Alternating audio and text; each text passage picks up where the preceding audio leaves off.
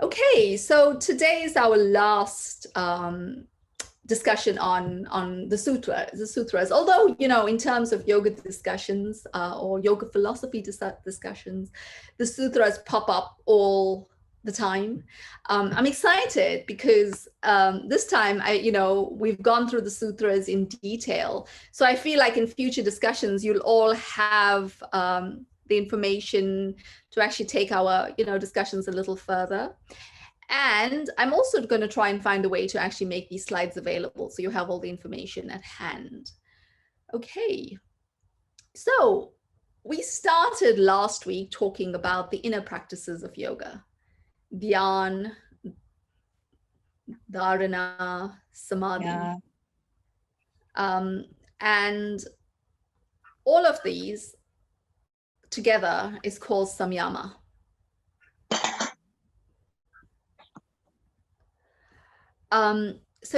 So what we're going to be talking about today is a little bit about the inner practices, the samyama, dhyan, dharana, samadhi.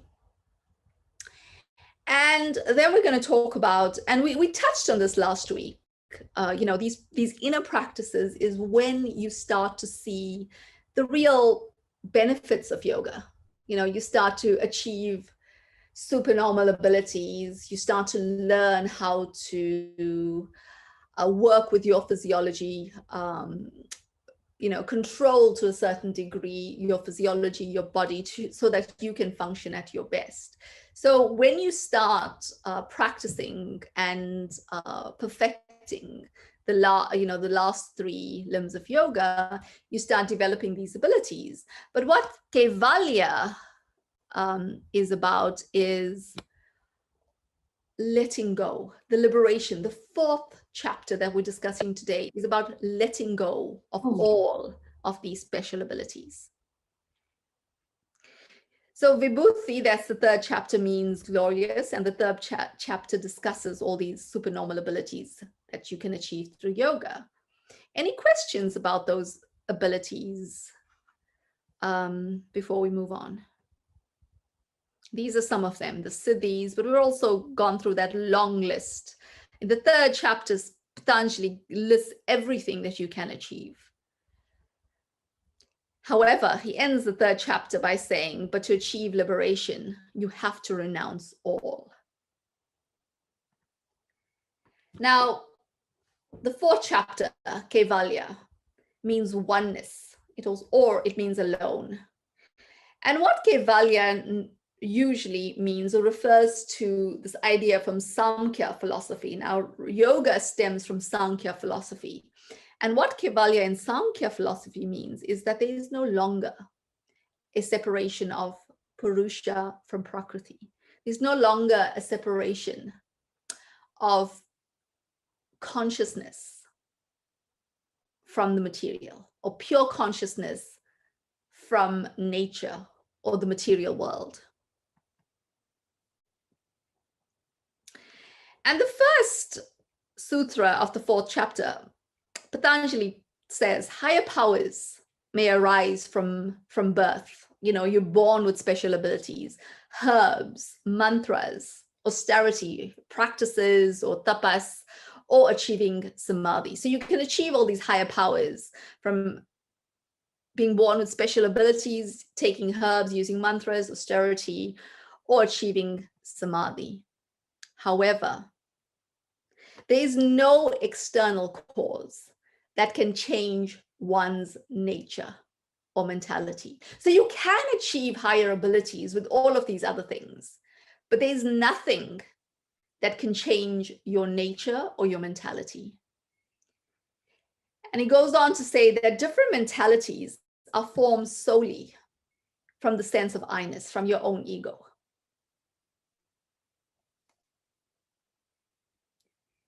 Any questions here?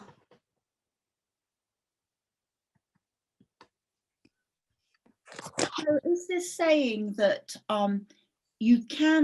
that it's not possible to change one's nature or mentality at all, or it's only possible to change it with an internal cause? Yeah, It's saying that it's only possible to change it with an internal cause. So go ahead. So Nitasha, you say that the ego, it determines your mentality. Mm-hmm. What determines the values or the shape of your ego? How was that formed?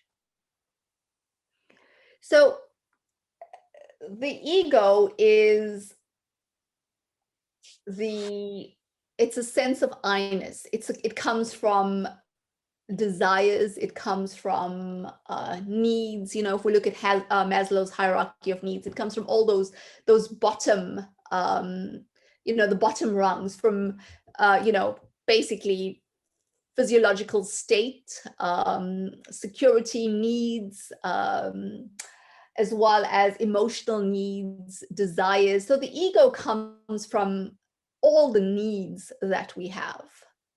Isn't that determined by the things wanting from your upbringing, the things that were missing then, or from the things that were pampered to, or whatever? It's from the form of nurturing you had as a... It is. It's the form of nurturing. It's your, you know, basically it comes from your physiological state, your body, right? That, you know, that comes from nature, right? But then your upbringing, you know, your early behavioral patterns, the society that you grew up in, things that you observed as a child. You know, when we start our concept formation, etc., it stems from all of that.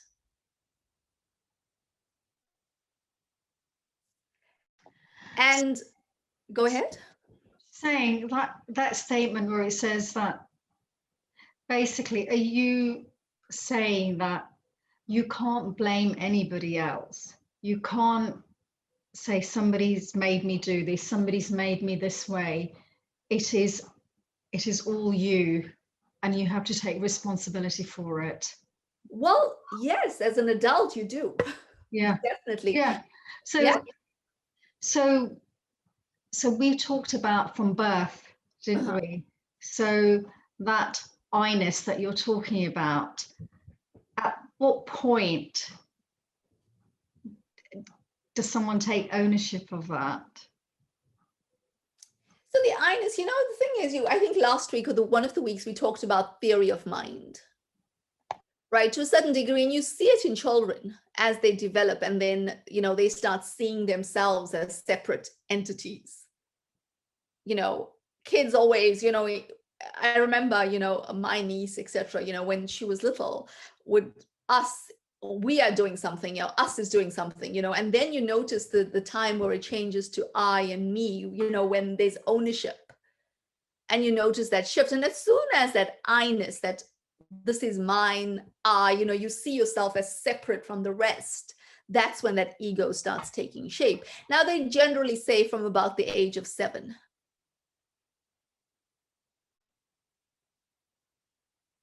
That it starts taking shape, and then, you know, it develops, obviously becomes more, it becomes stronger as we get older. I know that's slightly off topic, but do you not think countries and states become like this as well? So like the I-ness, the ego of what they believe is, you know, start pushing their behavior. Definitely. No, I think, you know, it starts, you know, you can't, when it comes to ego, you can't separate, actually, you know, group mentality from personal identity, etc. You know, people that identify with the group, you know, there's a group ego, there's groupthink that becomes so tied in with a person's ego.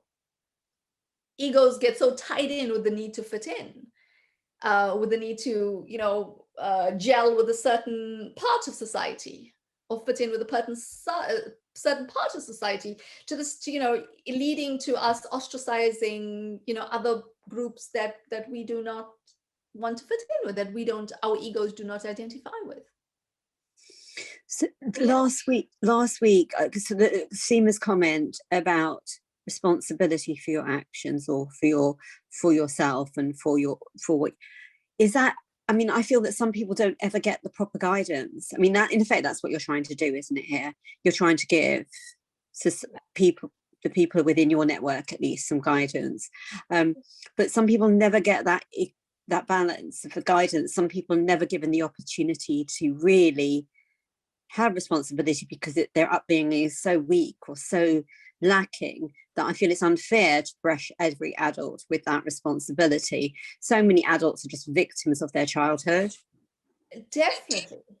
You know, they're definitely, but the thing is also, there comes a point where we can make a choice, right? Yes, if you never hear about, you know, about developing further, and you're a product of your upbringing, then that's okay. But if you have the ability, or if you have, or you're made aware of how you can change, and you don't choose to take that up, then a large part of it is your responsibility. You have to take responsibility for not taking the opportunity to develop. Not everybody has got the right grounding or skills to actually have the self-confidence to take the opportunities that are offered to them. Some people are so lacking in that, you know, when you talked about the hierarchy of needs, some people are so lacking in that grounding that it's almost unfair to have the same expectations of them as you would for someone who's been empowered. I just, they're still childlike. Some people, some adults are still child. I sort of see where you're going with this, Poonam, but my take on it is that it doesn't really matter where you are, who you are.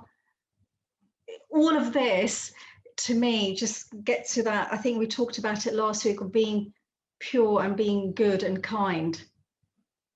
That, for me, this is what this is all about.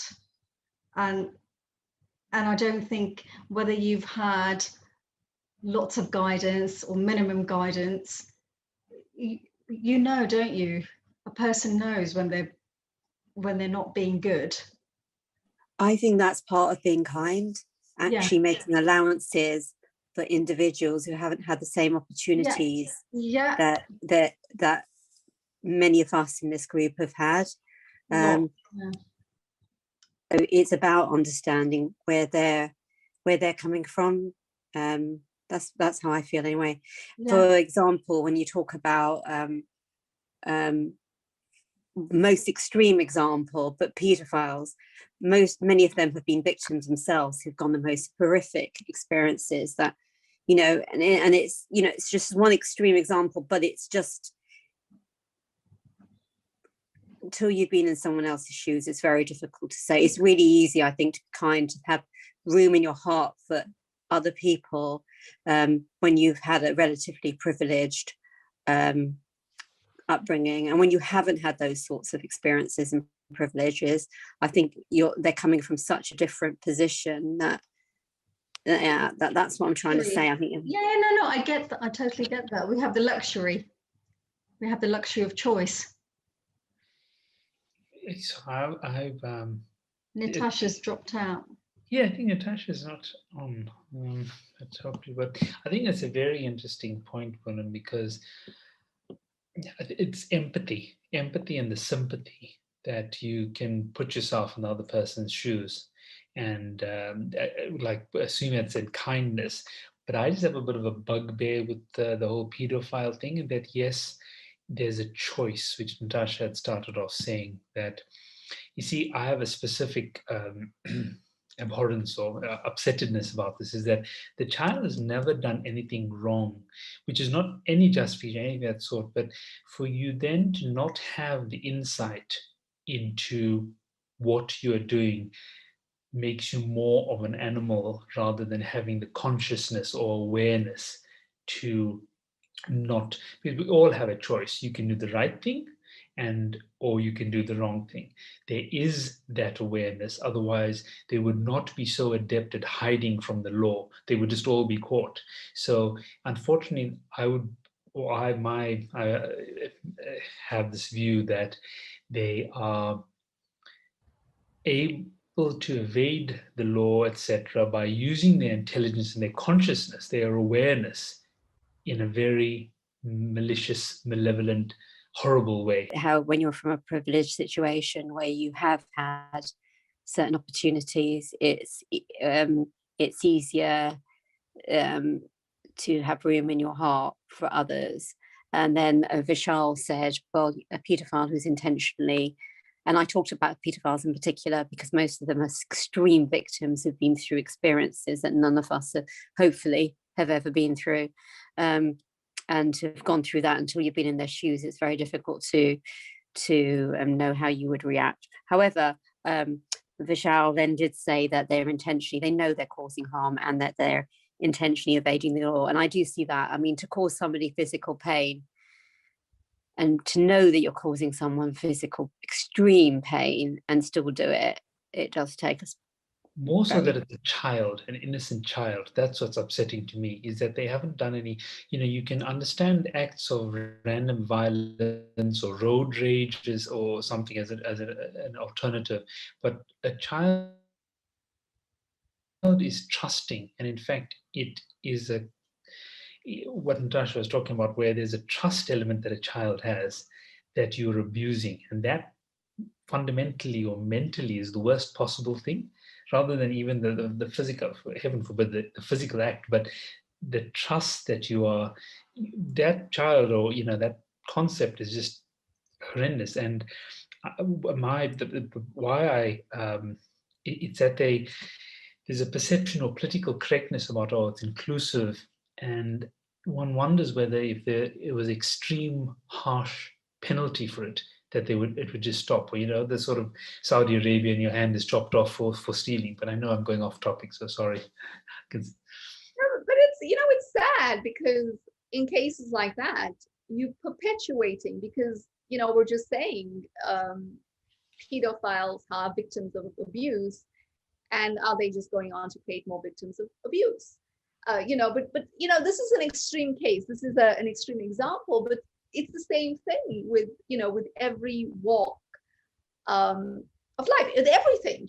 We repeat the patterns, and if we go on repeating the patterns, then we're never going to come out of the system, because we're going to train others to repeat the pattern. We all have abusive habits that we can perpetuate. We've all done things as children unknowingly that are selfish, and assuming we did not get the guidance of mom to say don't do that, etc. We probably would repeat it. But there has to be a point in life where somebody says, don't do that, it's not nice. And I think if we're not willing to actually acknowledge that, then there has to be a harsher way for people to, the thing is, you can't force things on anybody. That's one thing. But, in terms of, for me, the whole thing is, in terms of needing or being happy, we need to a certain degree to be cooperative. And then you have to realize the behaviors that prevent other people from cooperating and joining with you. And then will you, unless you want to be part of and we see it happens too, there are groups for all sorts of things, on the internet. You get groups, the darknet, whatever, there are groups coming together, there are tribes being created. And I'm just hoping that somebody within the tribe actually starts thinking about how to change things, because while we have to show sympathy to anybody who hasn't had the opportunity to grow, I think the more important thing would be for for us to actually start thinking about ways to actually encourage transformation and growth. How do we get people, no matter what trauma they've been through, to actually start talking about it? And I heard about a group that was very interesting on Radio 4, and this was a charity that was set up to support people who believe that they had the intention of becoming a pedophile. And this is it, whether it was watching pornography that involves children at the early stages. And I think things like that, when it was, if you think about it, it's a charity that is for people who have pedophilic tendencies. I think that's actually a really positive thing. Because if you can get somebody to stop when they just start viewing material, then they're probably not going to take it to the next step. So I think, there's lots of things that we have to, and we're focusing on just one particular area, but in multiple walks of life, I think we need to find novel solutions to create platforms for people who have these challenging situations to get the information and the help that they need. There's also a very, there's very interestingly as well, and it's a global organization, but there are charities for people going through spiritual crises, people who have Kundalini awakenings, etc., and don't understand what they're going through. This too is an important thing, because up until about a decade ago, this did not exist, and people who were going through that experience may have believed that they're going through mental health issues or a nervous breakdown or something that was psychological, that without understanding may not have resolved into spiritual awakening, higher consciousness, more purposeful lives. So I think, we all need to address the things that we know about and try to find platforms. And this is it. I think on the final thing, or the aim of yoga as well, is to find the things that are important to you. And in us being altruistic, it's about creating platforms, that enable the weakest members of our society to find help as well. We're as strong as our weakest link as a human race. And I think there's something there as well in that what you're saying. It's that element of who is anyone to judge, because this is just sort of randomness. It's not specifically aiming at anyone, but random thoughts. So who is anyone to judge? Because actually, possibly, when you reflect on a lot of what we are doing now, in 5 or even 10 years time, even a couple of years, a lot of what is done even 5 years ago is perceived now as wrong. And so society's values change, and often for the better.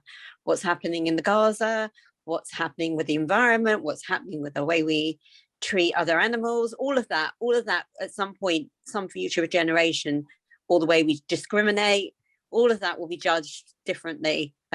So those that are judging here, not in this, just generally the way in which we judge others, will be, I suppose there's some fundamental principles, and I think you've gone through those, and they do hold up to, but when you look at those under a microscope, a lot of what society does now is wrong, isn't it? And the things that conformed and people consider to be correct and right are wrong. I try and use a really basic principle when I'm in a difficult position, and all the things that you're saying, I completely agree. Who are we to judge?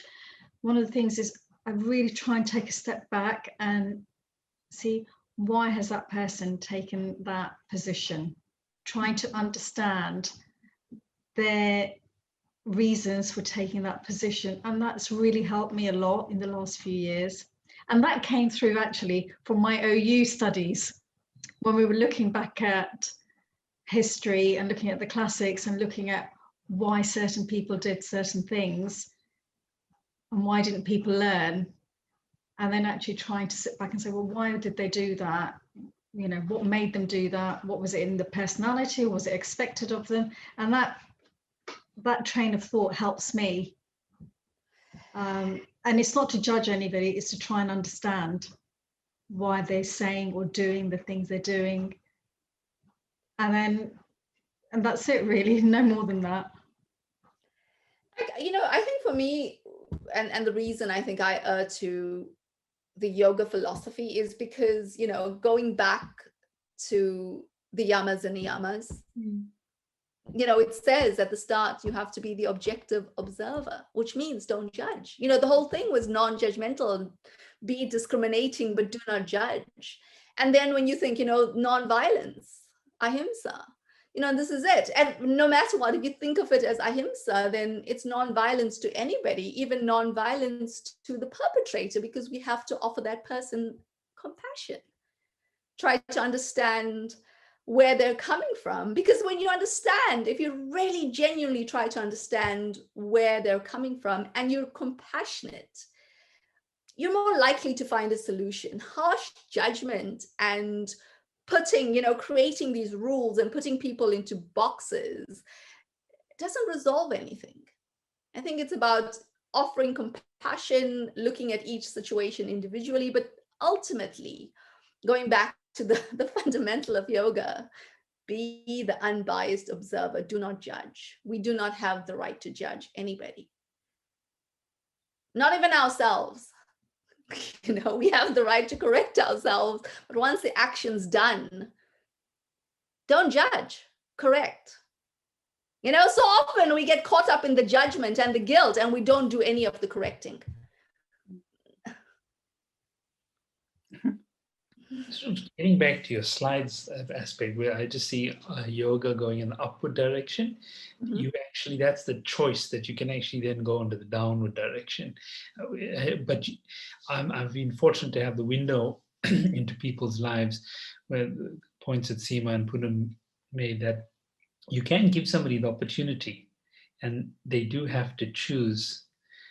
And sometimes there is an element of accountability, and it's not so much the judging, where you actually have been fortunate to give them the options, and they make a choice. And okay, so to give you, if somebody who's had a heart attack, who decides to stop smoking for 3 months and then returns to smoking, and you say, well, this is bad for you. You have a choice. You are fully conscious. You're aware of what you're doing, but you're going to go back into that. And I don't judge, and I say, well, look, this is the best we can do, and you have to leave it at that, because they're accountable for their own actions for a variety of reasons. But you reach a point where they are on their own journey and you are on your own journey, and you help where you can, but each one is accountable. Ultimately, they're responsible for their lives, but your profession makes you responsible for sharing the information with them, non-judgmentally, even if you have to say it 10 times or 100 times. That's the role you've taken to Not 100 times. No. You can't. You've got to draw a line. I think that's the practical aspect of living in the world that we're in. That you can do it so many times, and then you have to. It's not about being judgmental or not. It's about practicality and energy. That you'd rather conserve that energy for your own upward development than expending it on someone. You give them a choice, and there needs to be. You have to draw a line at some point. So this is it, where we're coming today.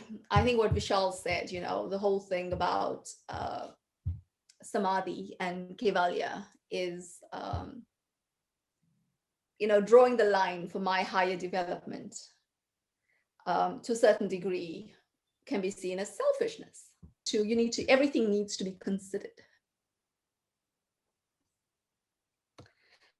So sorry, we were talking a little bit about ego, but this was really, really interesting. So I'm always glad for the discussions, but I'm gonna, I think we've covered a lot of, this is it, because in Kaivalya, right? So what he's saying is there's no external causes, right, that can change one's nature. However, self-reflection, dharana, dhyan, samadhi, leaves no impressions. These practices, if you can do them correctly, they leave no impressions. Hence, the I-ness of the ego is lost. And therefore, we're talking, this is the 4th stage, means you've gone through all the other stages. You now can be called, you've achieved samadhi. So you can be called a yogi. And action performed by a yogi is neither black or white. That's just it. At that point, this is it. You can't judge, because you've got to look at every situation for what it is. And sometimes, you've got to, as a yogi, sometimes you may have to take a stance that may seem harsh. say a firm no, because that may be how you perceive the kinder route to be. However, he jumps on and he says, even though the actions of a yogi is egoless, even though when you've reached, now we're talking about you've achieved samadhi, you've achieved all 8 stages that Patanjali's talked about. So you're egoless, you've worked through your own ego. And now, even though you're egoless, if you perform actions in the world, even to help other people, your actions are going to have repercussions. So this ties directly with what Vishal had just said about, this whole thing, upward progression and energy, right? So this is it. You've achieved this very high state of spiritual awareness, of yogic awareness, but you realize that for as long as you act in the world, there are going to be repercussions. And for this reason, they say a yogi has to be even more careful, because when you've reached the stage of awareness, you realize that every movement of your mind, this is not even about your actions, that every movement of your mind is known to the universal consciousness. You also realize that you can't cheat the system. There's no cheating the system. It will come back. They say integrity is doing the right thing even when nobody else is watching. This is doing the right thing no matter what, because you realize that you can never, ever cheat the system. There will be a repercussion for everything that you do. And so what you need to now start thinking about is how to mitigate those repercussions. What is the best case scenario repercussion that you're going to experience? And this whole idea of Kevalya Pada, of this liberation, you're thinking, well, this person has achieved all these amazing abilities. We talked about all the benefits of yoga, can achieve almost anything they want, to a certain degree, they're egoless, etc. But the yogi is also aware of all the manipulations that go on in the world, how everybody's ego is at play. And you realize that you're going to get caught up in this play. Hence, the aim is to slowly cut the ties one by one. Okay, so we're coming back to Patanjali. And he says in his last 2 aphorisms, the sequence of cutting ties, right, takes place moment by moment, but it is only ever perceived at the end. And the aim of Kevalya, the aim of liberation, is that the yogi stops engaging in anything that is irrelevant to pure consciousness.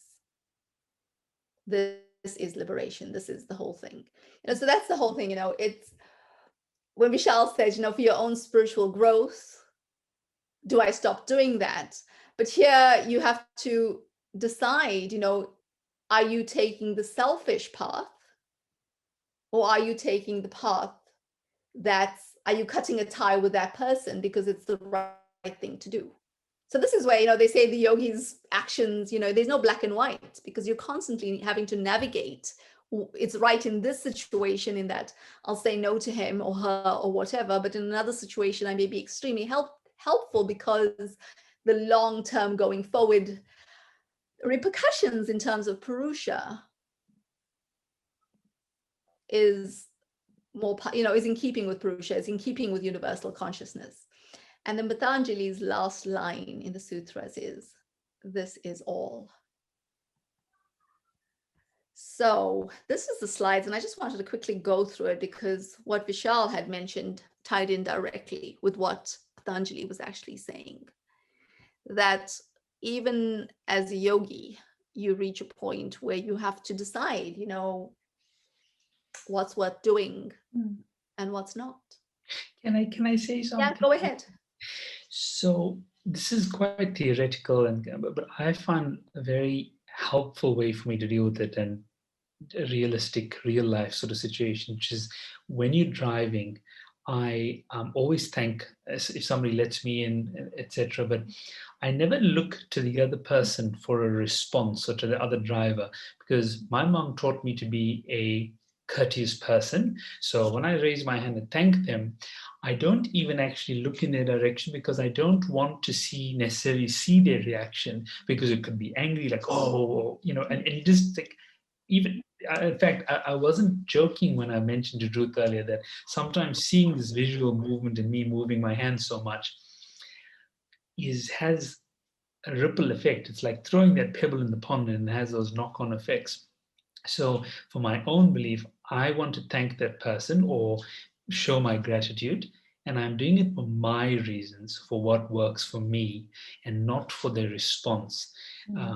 Because like I've been at Pushpatrinath in Nepal, where there are little caves. They actually hide in the caves because they don't want any interaction. They don't, and I mean that's where I've sort of learned about this, that you can do the right thing, but you don't necessarily have to visually look and engage with that person. You're doing the right thing for yourself, for your consciousness, for your own person, not because you want to be a good person. It's just because you feel happy doing that.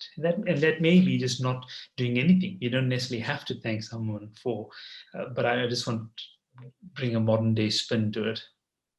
Yeah. Mm-hmm. Yeah. So I think, Patanjali starts the sutras and ends the sutras with saying, there's nothing right, there's nothing wrong. You have to go through this process. You have to create a path of self-awareness. You have to be aware of your body. You have to be aware of your mind. You have to be aware of your unconscious biases. You have to be aware of the fact that you can be judgmental just as anybody else can be judgmental. You have to be aware of the fact that other people can judge you, not because they're judging you, because they're having a bad day. You have to be aware of all of that, and you have to be able to use all of that to be present in every moment so that you make the right decisions, because there are no rules. There are no blanket rules that this is right and that is wrong and this is how you should do. Every moment is different. And so often we forget this, we're, no matter how much we practice it, if we forget for one moment because we're distracted by something else, we too can react selfishly, inconsiderately, whatever, because we're distracted. So that's the whole idea about being present in this moment, in every moment. Can I mention the beads? So in Nepal, they are always moving the counting. It's continuous repetition. Mm-hmm. That they could even be sitting right next to you, and they just continuously going through their mantra, whether you're there or not. And I thought it's fascinating how focused they were whilst you're right next to them, and they just had this focus on what their spirituality. They weren't being selfish. They were present, but clear in their. Yeah, so in terms of, and this is, what Patanjali said when he talks about mantra can help you develop these powers, overcome distractions. But there's multiple ways that you can do it. And you've got to find the way that works for you. You've got to find the way that enables you to stay present and in the moment. But what I like about the 4th chapter is he says, even when you've achieved all of this, don't think that life's suddenly going to become rosy, because you'll be aware of all the problems and all the issues that are going to happen. So it actually becomes worse when you've achieved samadhi, because you can see the bus coming right at you, and sometimes you still have to stand in its line. You can see something going to happen, and sometimes you have to do it because it's the right thing. And this is where it becomes even more challenging, when you decide if you want to teach as well, if you want to teach yoga, if you want to teach a practice, because sometimes you've got to take the firing line for the people you're teaching, you know, that sort of thing. So it just becomes a little more complicated in the fall, and it never gets easier. However, you always fall back to your practice, just as, you know, the monks in Pashupatinath that who are constantly chanting across, you know, even ISKCON uses beads and chanting and the japmalas. There are multiple parts, but just, you know, whatever it is, whatever you need to do to stay focused, to stay in the moment.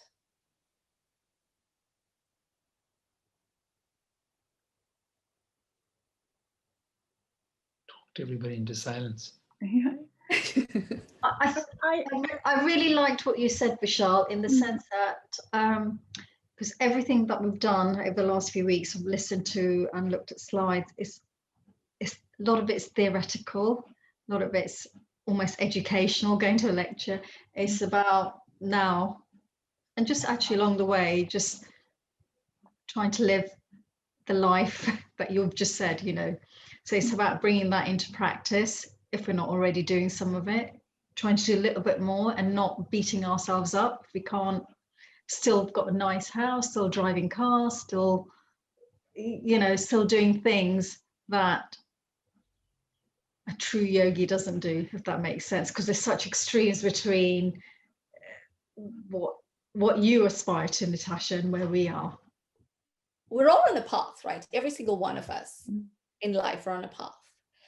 And this is it, you know, you're at a lecture, at a presentation on yoga philosophy on a Tuesday night, which means that you're engaging with this way of life. You're looking for more. You're looking for ways, you know, to make things better.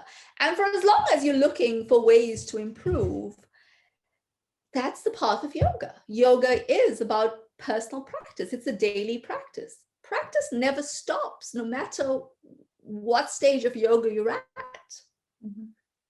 You know, it never stops. You know, you see, you know, these amazing yogis, etc. You know, you very often you'll say they did yoga until the day that they went into samadhi, basically mahasamadhi, that is. Because it doesn't stop. It's about the practice. You know, we're human beings. We're constantly evolving. We're constantly changing. I don't think there is the highest. I think, you know, there's the highest goal. I think we're constantly evolving. And if we create a mindset where we striving to improve ourselves non-judgmentally. You know, the thing is, what I don't like is competition. I think we live in a world that encourages competition. And people see competition, you know, it's competing against each other, but you can compete with somebody and today you'll be good, you know, you'll win, tomorrow they'll win. But it doesn't mean that either one of you is improving. The only way you improve is if you decide that I want to do better in whatever it is than I did yesterday. That's the only way we really improve. As long as we're competing with other people, we may not, you know, because sometimes in order to win, we maybe actually need to go back a few paces. Or what the last 7 weeks have been about is really focusing on the sutras and how Patanjali presented yoga. There are other books that present yoga differently. You must remember the Bhagavad Gita is a book on yoga as well as yoga text. The Bhagavad Gita is on a battleground. You know, it's 18 chapters on the various branches of yoga, the various teachings of yoga that are being told to a warrior who's going to battle. I mean, it starts with the yoga of grief. So, but Patanjali just gives us the basics of the path, the basics of the practice. This 8-step process that starts from the outside in, that touches on ethics and morals, but says those don't matter because it's creating your own virtue that matters. Find what works for you. Understand what's important to you. There are no rules. And he lays out the system of practice, you know, physical practice that becomes breath practice, that becomes an internal practice that enables you to develop greater awareness. For me personally, it works. The practice works. If you follow it, it works. And, you know, ideally you want a daily practice. If not, if you just have a regular yoga practice, you will see benefits. So everybody on this group is practicing yoga. And we all, you know, and then you reach a point, you know, I think I constantly say this, is you reach a point where the small y becomes the big Y. You find your yoga, you make this your yoga. And when you make it your yoga, then this is what Patanjali is talking about in the end. In the end, when it's your yoga, then you get to decide how, you know, then you live by your rules, truly live by your rules.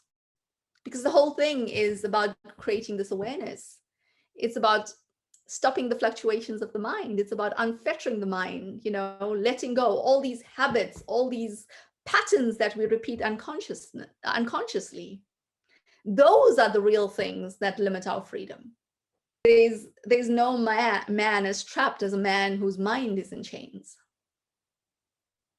You know, you can be sitting with a ball and chain, but if your mind is free, if you can see the world as it is, if you can imagine, if you can do not hold grudges, if you can actually truly appreciate every moment despite what the external situation is, then you're free.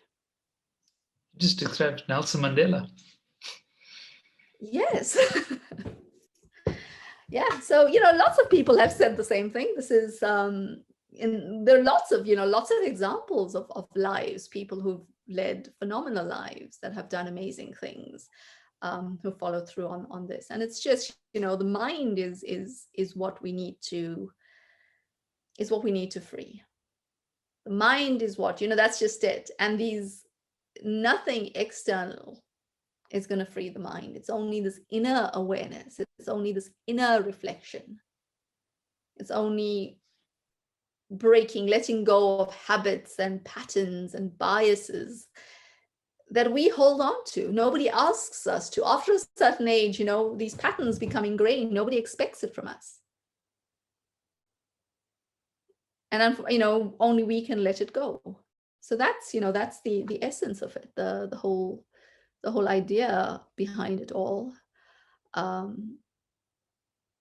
You get some very good experiences along the way. The various practices can lead to beautiful experiences. Also, you know, in terms of consciousness, higher consciousness, as you progress on the Eightfold Path, you can experience shifts in consciousness. You get to experience multiple changes of consciousness. The beauty of it is you get to look at your own life and see how your awareness and consciousness has shifted. You know, for me, it's been about getting subjective and objective measurements of all of these things. You know, I've had my subjective experiences, and then they were so beautiful, and I decided, you know, I actually wanted to try and look at it a little more objectively.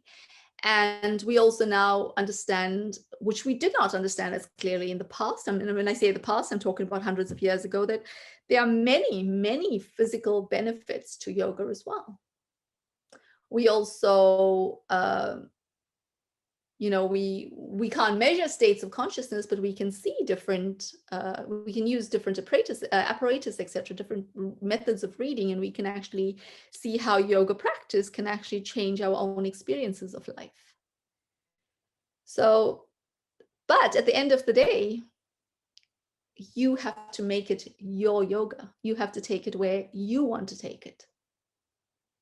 And you have to follow the practice that speaks to you and that you see as having a positive effect in your life.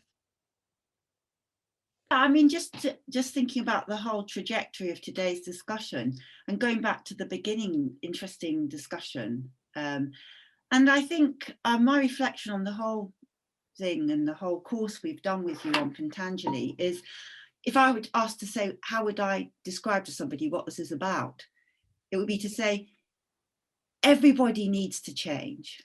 And even if you've had a terrible upbringing, you know, and we know it's not your fault, all of us, good or bad upbringing, we want to change, we need to change. And we want to change in ways that will make us feel better and happier. And Patanjali tells you how to do that. Whoever you are, just this book will tell you, whatever terrible starting point you've got in life, or whatever brilliant starting point you've got in life, this book is going to tell you what to do to help you to change. And I think the word change is really important. It is about change. We all need to change. And this book tells you how to change. And of course, what you said, Vishal, sometimes we can help other people. You know, as a doctor, you can look at somebody and you can think, I think this person needs to change in this way. But, you know, it's that, you know, so it's not to say we don't need to help other people to help them to change, but ultimately it's our responsibility, and everybody has that responsibility. And this book shows everybody where to start, and that you never stop. Yeah, and that there is no end. Yeah. Joining me, and I'll see you in 2 weeks. Yeah. Thank you. Thank you. Thank you. Bye-bye. Bye. Bye, everybody. Thank you, everybody. Bye-bye.